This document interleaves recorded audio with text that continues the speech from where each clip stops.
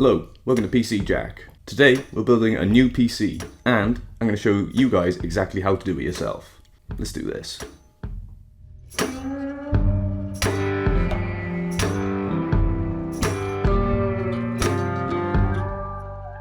So, I think it's got to be going on about 6 months now since I built my last full PC. Obviously with the current hardware shortages we're all facing, it's been a very difficult time to actually get a hold of any hardware, in particular graphics cards. But I did manage to get enough hardware over the last few weeks to do a full build for you guys. And I'm really excited to finally get to build again. While I want to do this build for myself, I do want to see whether I could help you guys if you've never built a system before. Basically, we're going to build this system from start to finish, and I'm going to show you exactly the steps you should take in order to completely assemble the system.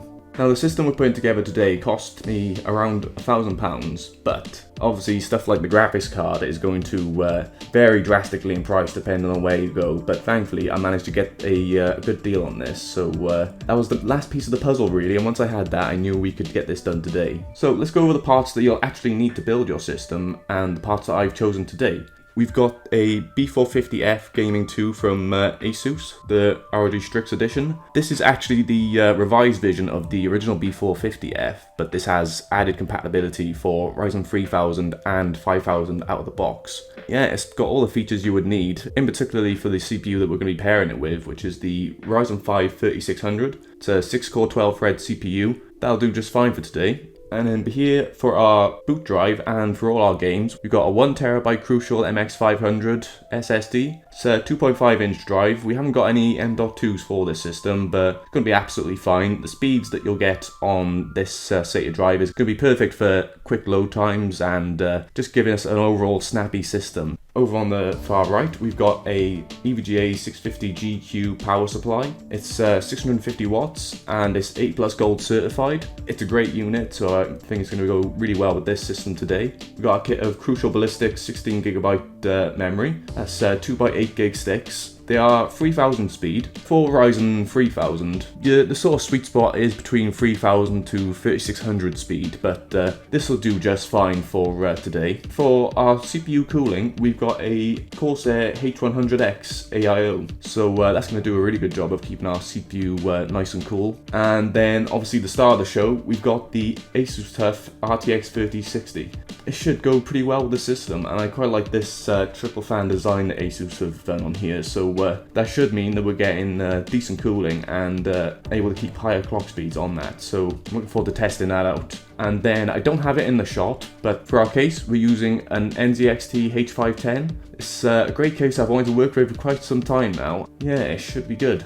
So, with all the parts out the way, what are some of the things you'll actually need in order to build your system? The most important thing you'll need is a screwdriver. Just a standard Phillips screwdriver will do, but ideally you want one with a magnetic tip because you can drop screws during the building process, so it's quite handy to be able to pick them up with the magnetic end on that. The other thing we can need is obviously some cutters for when we're doing our cable management. So when you're using zip ties, you need to be able to snip off the ends. And for our cable management, we got about 1 million zip ties. Now, you don't have to use these, but it does help with keeping your system nice and neat. You can use Velcro ties instead if you want to, but for now, these will do the job just fine.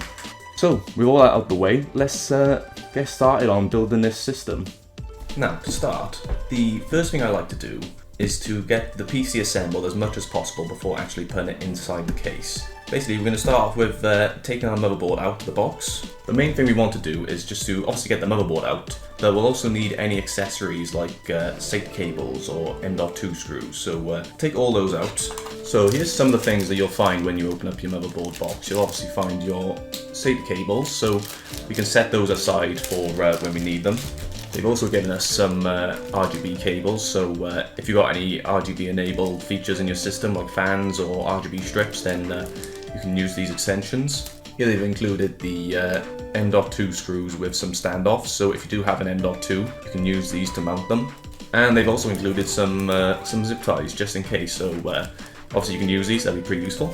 They will also give you a driver installation CD, but considering most gaming PCs don't even have an optical drive anymore. Don't really need to use this, and these drivers are probably out of date anyway by the time you've had your motherboard. The best bet is to download them off the motherboard support page, which will have the most up-to-date drivers, so I wouldn't worry about those. And then your motherboard manual. This is your lifeline. This will have all the things you'll need to know about your motherboard and the best way to set it up. So I would definitely recommend keeping this to one side and referring to if you do get stuck. So with all out of the box, we can actually make a start on preparing our motherboard. As you can see, it's in this anti-static bag. We can take this out, and now a lot of people will actually build on top of this. This doesn't conduct static electricity inside the bag, but outside the bag is conductive, so I wouldn't advise putting your motherboard on top of it. Your motherboard box is already a nice surface to already work on, so just place your motherboard on that. The thing I like to install first is going to be our CPU, so let's get started on that. So in order to prepare our CPU for installation, basically we're going to have to lift up this little retention arm here, which is what actually holds the CPU in place after you install it. So yeah, all we got to do is just lift this up, like that. When you pull your CPU out of the box, it will have this clamshell casing on it. And you want to keep it in here until you're ready, but for now, we're ready to take this out. Now, the way we're going to want to orient this in the socket is actually so the Ryzen lettering is actually, you can read it from the left side, or in the bottom left there, you can see a little golden triangle, which will correlate with a triangle that's on your motherboard. But the way I like to go is, so you can see the socket there, it needs to be facing that way. So you can pick it up, grab it from the sides.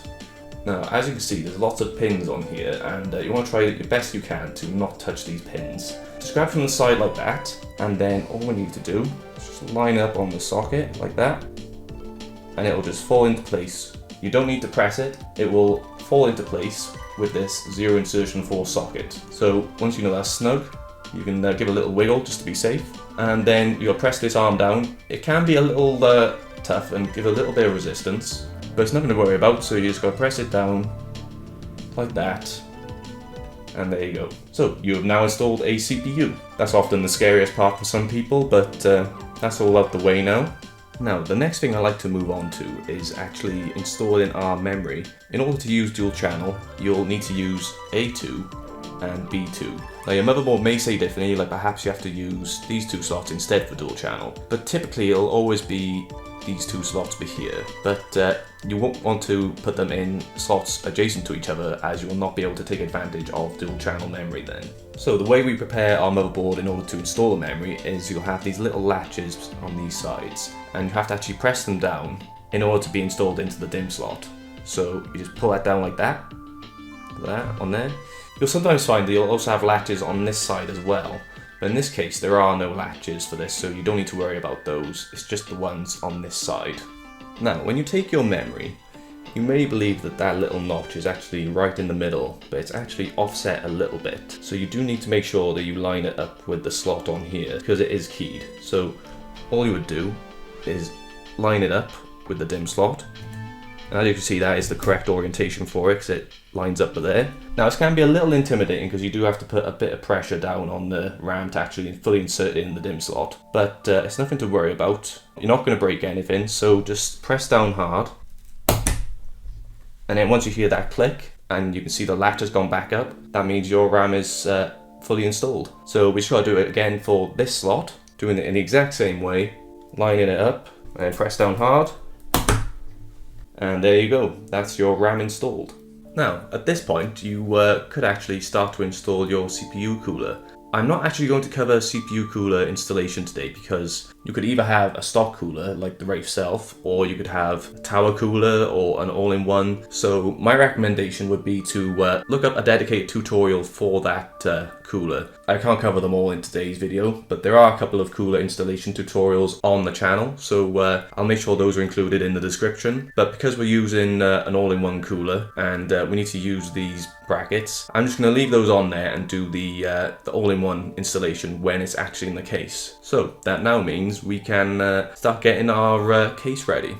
So here we have the NZXT H510. There's a couple of things we're going to want to do to the actual case just to make sure it's ready for our motherboard to actually go in. What I always like to start off with is just taking off the side panels, just so we can get inside and take a look at what we need to do. You'll also have a protective film on the tempered glass side panel or acrylic. I would recommend not peeling this until you are finished with the build. You don't want to get smudges or fingerprints on the glass, so it's best just to keep that on there for now. We'll just take these panels off and then take a look inside.